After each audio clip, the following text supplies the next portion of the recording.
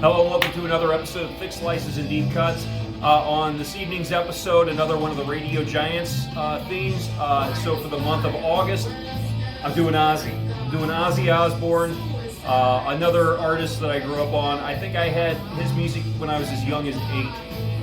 And he's behind me on the wall, classic Black Sabbath picture from 70 or 71. He's probably the biggest legend, the most high-profile musician, artist of the whole heavy metal genre. I mean, he was in the original metal band, then he has this successful solo career, then he launches a whole concert tour with Ozzfest. Now he's working with all kinds of high-profile pop stars. He had a reality show called The Osbournes in the early 2000s that was a hit. His wife Sharon's been on talk shows, and she's his manager. She drives the ship. He's just kind of out there doing his thing, kind of acting like a goofball, kind of acting like a dummy, but he's no dummy. He just kind of plays that, but he is no dummy, and Sharon is no dummy either. And he's had just a monstrous career. In fact, I'd like to see where he and Metallica are when it comes to sales and all those types of things. Those two, to me, seem to be at the top. Maybe Iron Maiden you can throw in there. But anyway, enough of that. I'm going to go through his albums. Not all of his solo albums, because I followed him in the 80s and the 90s. And went to an Ozzfest show in 97, and that was great. But kind of moved on to other things for a while, and I know he did albums in the 2000s. He's done a handful of albums since, and I remember the reality show he had, which was pretty funny. But musically, I kind of stopped after the 90s. So I'll review those albums, and there are 7 in total. And usually for the Radio Giants series, I do them chronologically. But I think for Ozzy, I'm going to rank them like I would any other show. So I'm going to start with my 7 and go down to 1. This really wasn't an easy selection. I knew my 1 and 2, but I didn't know which one was going to be 1 or 2. I knew by 3 and 4, but I didn't know which one was going to be 3 or 4. Same thing with 5 and 6. So really, I only knew my number 7, but everything else was kind of a toss-up for the rest of them. But we'll just get into it as we're listening to Suicide Solution. What a nasty song, but I love it. Anyway, so we'll get started. 7 albums we'll be ranking. So Ozzy was in Sabbath for the 70s, throughout the 70s. They put out their first album in early 70. He was out of the band by 79, but he's got an album already as a solo artist in 80, and plenty of albums throughout the 80s, and then on to the 90s. He's really never stopped. But we'll be talking about the early part of his solo career after he left Black Sabbath. So we'll get started. Coming in at number 7 would be his 7th album in his solo career, and that's Osmosis. Osmosis. I think there was a long gap, a 4-year gap between albums. He was starting to slow down as far as pumping out albums. I mean, when he was with Sabbath, they were putting them out every year, and then early on in the 80s, they were putting them out, 2 every 3 years. And by the 90s, I think it was time to back it off just a little bit. Plus, I think he was touring a lot. This album is just the one that I kind of followed it when it came out, but this is when I say I don't follow him after this album. This is what I'm talking about. My interest in Ozzy at this point was starting to wane a little bit. I was just into other, all kinds of other music.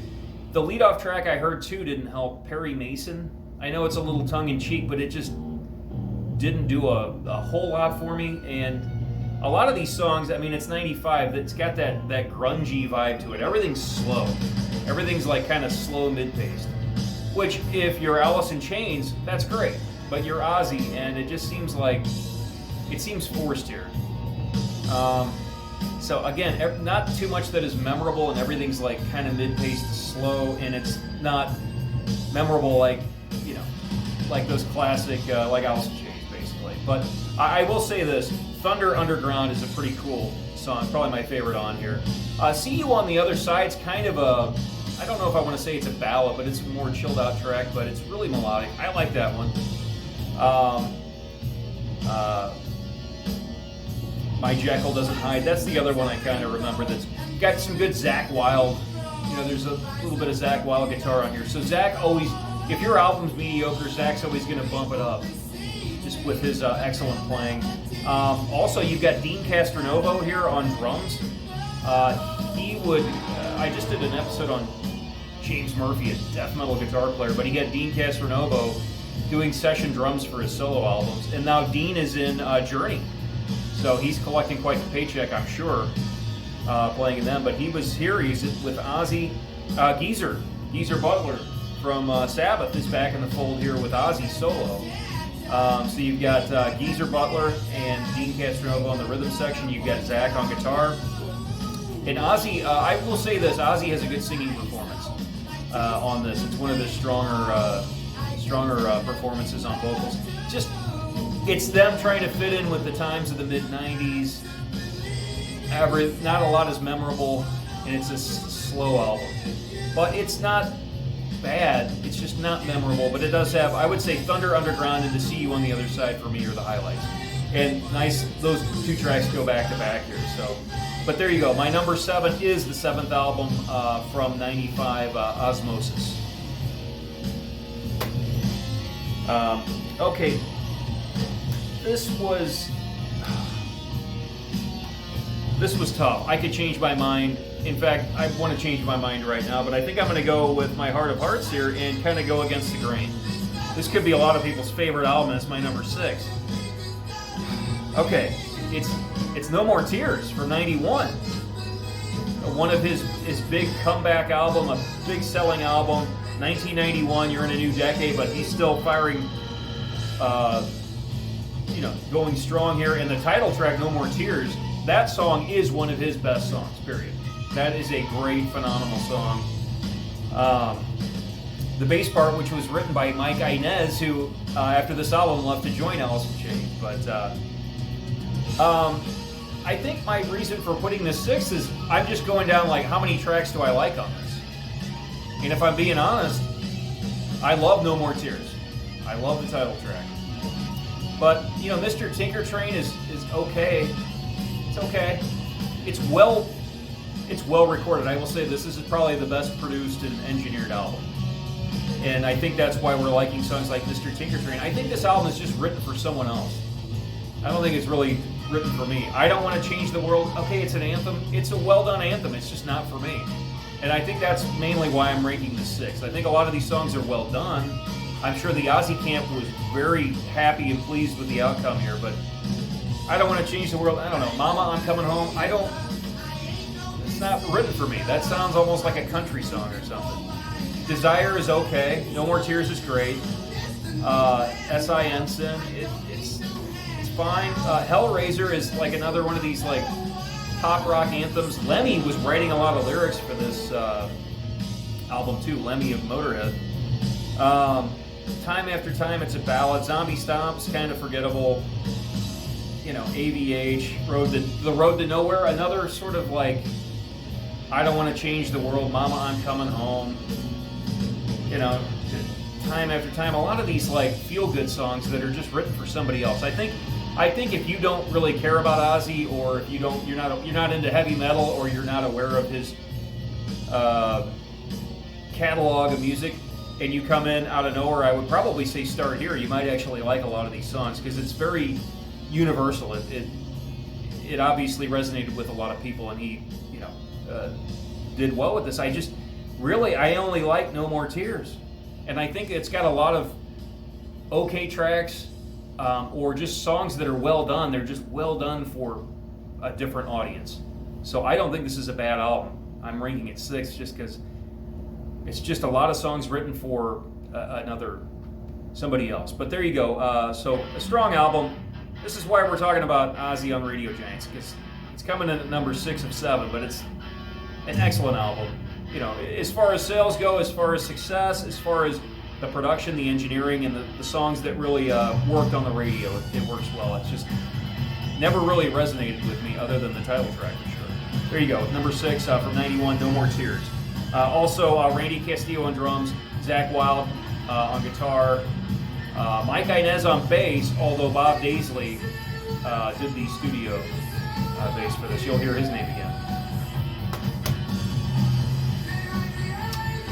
All right, so here was this was the other pick. Coming in at number 5, and this was going to be my number 6 until moments before the show. The Ultimate Sin. I've always dogged this album. I always call it his glam, his hair metal album, because if you see the video for Shot in the Dark, I mean, he looks like he's trying to catch that Motley Crue, Rat, that whole thing that was going on at the time. This is also Jake E. Lee is your guitar player. So when we talk about these albums here, we're going to be talking about 3 different eras or 3 different guitarists. We talked about a couple of Zakk Wylde albums. Now we're in the Jake E. Lee era from '86. And I used to dog this album thinking it was like his hair metal glam rock album. And maybe it is, but and maybe the production isn't even as close to as good as this one. But, you know, let me see how many songs on here. The title track, The Ultimate Sin's good. Secret Loser is just kind of a forgotten, like a deep cut, but it's good. Never Know Why is catchy enough. Yeah, there's some hair. Some poofy hair there. Killer of Giants is pretty good. Fool Like You, Shot in the Dark. I know there are other tracks on here. Thank God for the Bomb.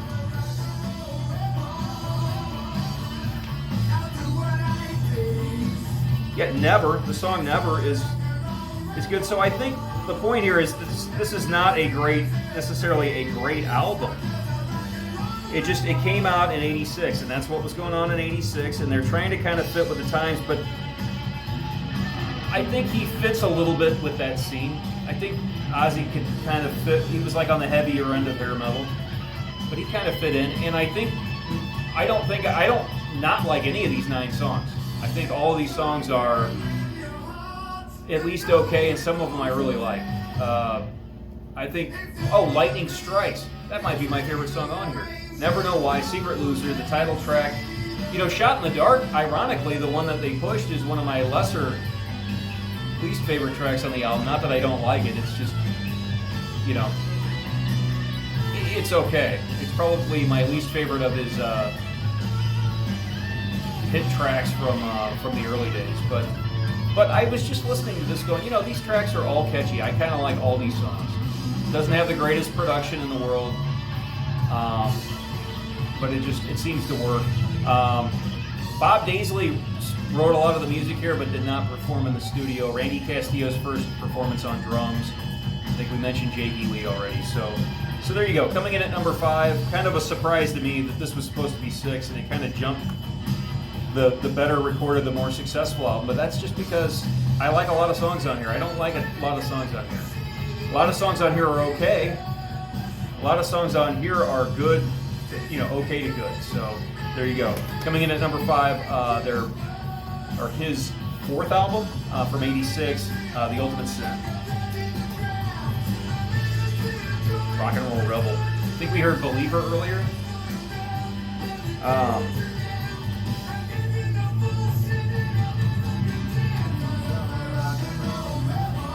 All right, coming in at number 4, again, I kind of tussled with, this was a number 3 pick for a while, but ultimately at number 4, I'm going with the 5th album from '88, No Rest for the Wicked. The first one was Zakk Wylde. The first time we ever hear Zakk. We're introduced to Zakk on this album, and to this day, this is probably my favorite album that Zakk is on.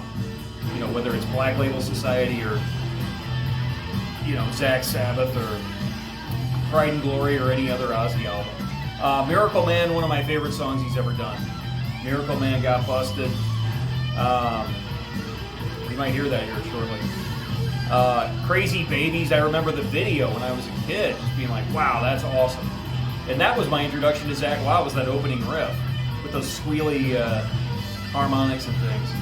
So before we knew about Dimebag Darrell, there was a guy named Zakk Wylde that was kind of doing stuff like that. Breaking All the Rules is catchy. You know, Devil's Daughter's good. Fire in the Sky is a cool one. It's a total deep cut on the second half of the album. Bloodbath in Paradise.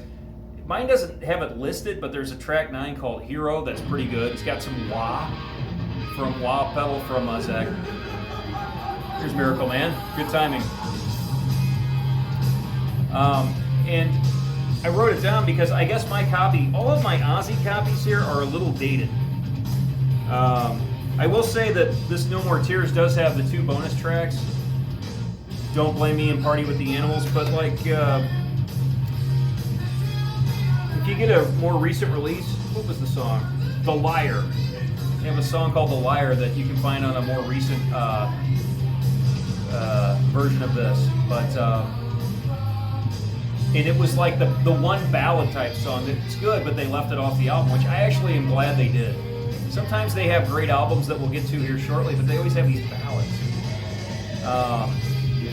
But I think that Zach really elevates this. I think, let's see, Bob Daisley on bass, Brady Castillo on drums, 88.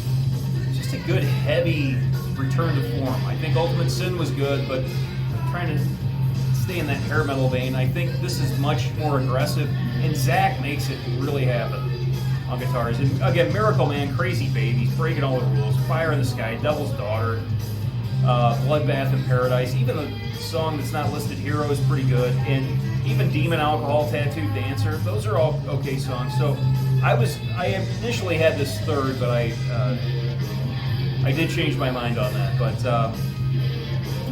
so there you go. Excellent album. Probably just a big album for me on MTV. I just remember they were pushing videos right around this time for this album. And I was also getting into Headbangers Ball, so these albums that were regularly on these videos that were regularly on MTV were also getting played on Headbangers Ball. So there you go. Coming in at number 4, the 5th album from '88, the first with Zakk Wylde, No Rest for the Wicked. Really good album. Okay, coming in at number 3, and we heard Suicide Solution to open this show, but number 3, I'm going with the debut from '80, Blizzard of Oz. So this is Ozzy trying to prove himself after being dismissed by Black Sabbath. I think he was dismissed shortly at one point, but they brought him back for Never Say Die. But at this point, he's on his own. Black Sabbath have moved on with Ronnie Dio. I can't find anything to move. Just ask me to play music and try again. Okay. You never know what's gonna trip the echo up. So he's on his own for the first time, and he's kind of competing with Black Sabbath, whether he realizes it or not. And he finds this kid guitar player named Randy Rhoads. And they make a really good team. And they bring in Bob Daisley, who I think was in Rainbow. He's worked with a ton of bands, and he really has good lyrics. He helps with the lyrics. And Lee Kerslake, who played in Uriah Heep. And they put this album together, and the production's a little rough, but Max Norman, this is where he gets his start. He's just kind of an assistant engineer, and I guess the main producer who gets the credits really was like AWOL. And Max Norman came in and kind of helped get it finished, and they kind of used Max moving forward for a while. And that's how Max became who he is. And he's done a lot of excellent production. But I Don't Know is a great song that opens it, one of my favorites. And you get to see Randy Rhoads on display right away. Crazy Train I like. I don't know if I ever need to hear it again. But there's a quick instrument, or actually there's Goodbye to Romance. I'm not saying it's a bad song, that's like the one I skip, just because it's just too sappy, ballady, kind of whatever. Kind of kills the momentum. But I understand you got two burners. You got two burners to start the album, and you want to shift gears, so I get it. And then you got a little quick acoustic thing called D, which is from Randy. But then you got Suicide Solution, which is gritty and grimy and dark, and I always loved that song. I think Ozzy was getting sued. This was back in the mid-'80s. He was getting sued because some kid committed suicide, and the parents were like, he committed suicide because he listened to Suicide Solution. The case was dropped, or I don't know if it was dropped, but he was acquitted, found not guilty. I had it on cassette. You flip it over. Mr. Crowley's a good one with the keyboards. I've heard people knock on the song No Bone Movies, but I've always enjoyed that song. Then Revelation Mother Earth is like their sort of progressive one. You've got acoustics and a symphony in there, and then it gets heavy and there's a bell, and it's got good dynamics. I've always liked that one. Steal Away the Night's okay. It ends it. Again, I must need to get a more current copy. I've got this copy from whenever. The 40th anniversary has a song called You Looking at Me, Looking at You. I listened to it before the show. I can see why they left it off the album. It's not very strong, but still, it's a bonus track you've never heard. So this is a really promising debut. The production qualities are a little rough at times, but I think once you listen to it for a few minutes, you get used to it and it's fine.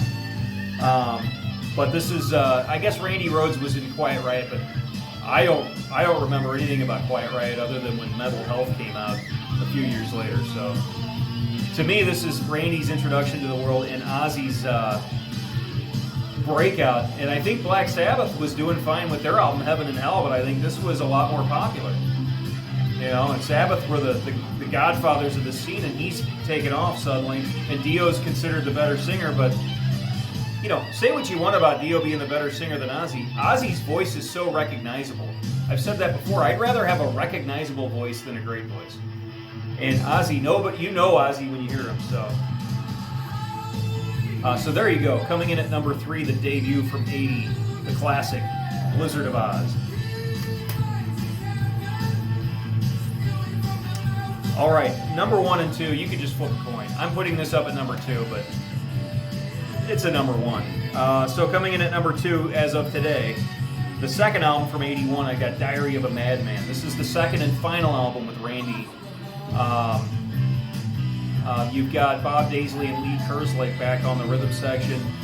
Max Norman producing. This is like the progressive version of this. This is Randy just taking his songwriting up a notch.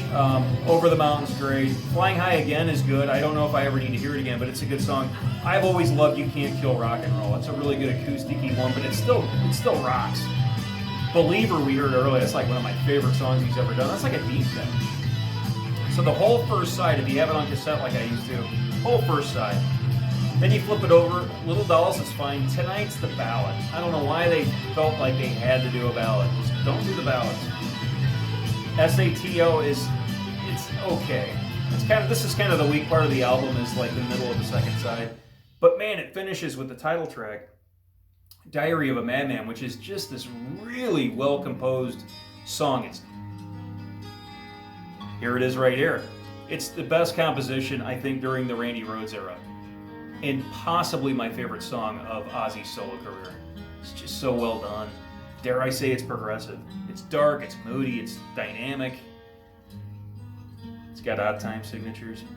I don't know why I'm not picking this one.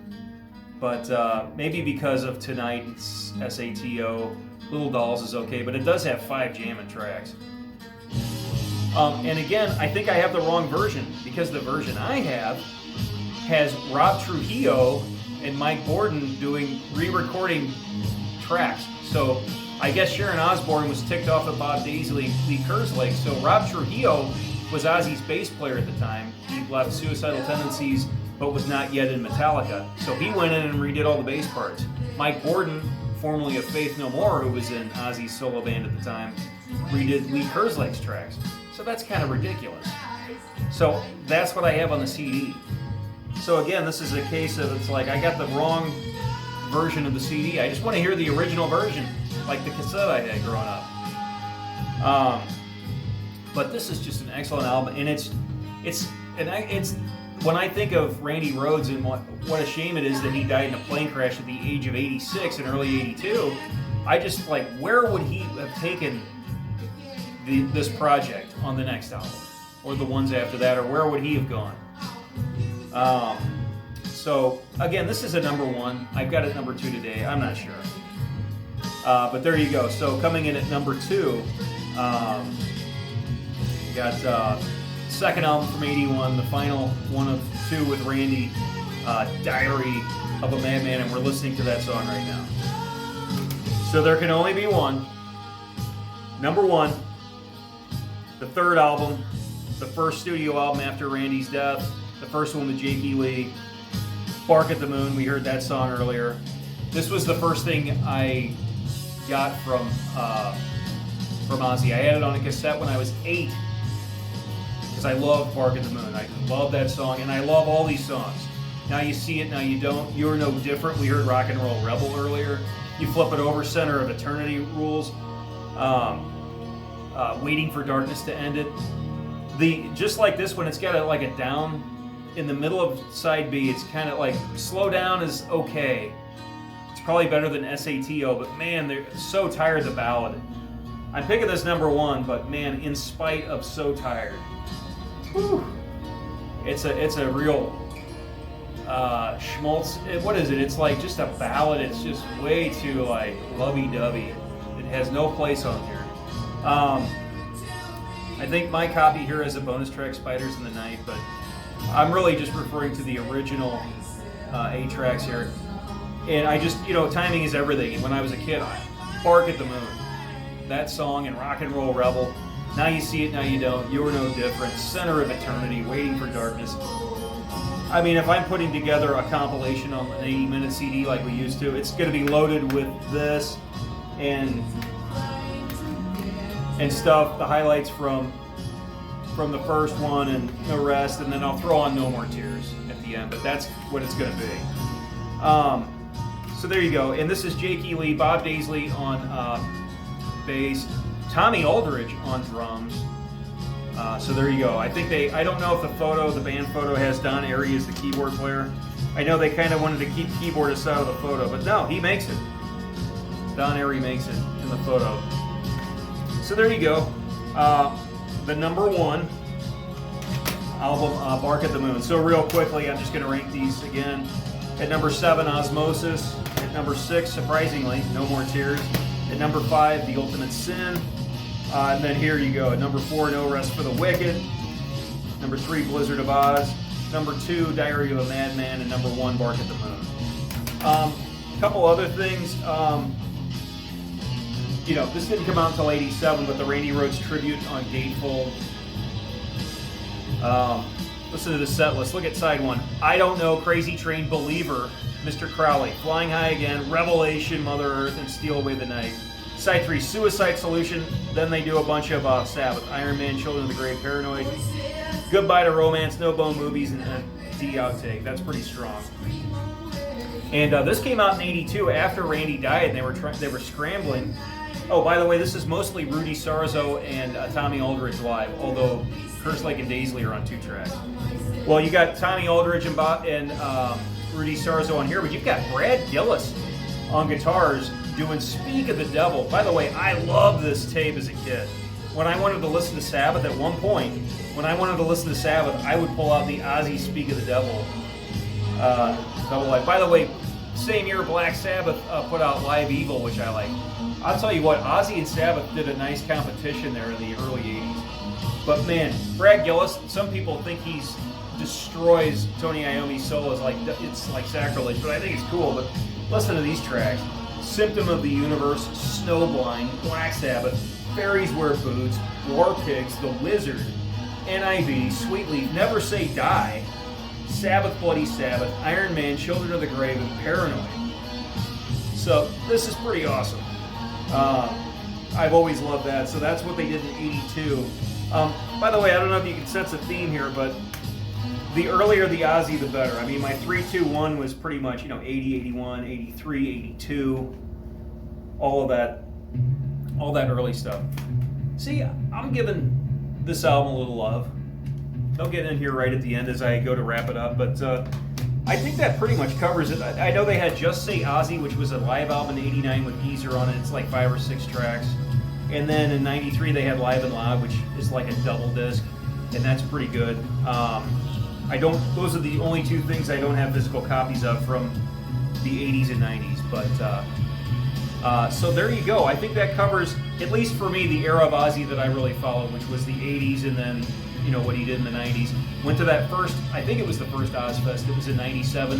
He was doing double duty as Ozzy solo with Rob Trujillo and Mike Gordon and Zach, and then coming back with Black Sabbath right after that. So I at least got to see him with Ozzy and with Sabbath in 97. So I think that wraps it up. So thanks for watching, and I will see you next time.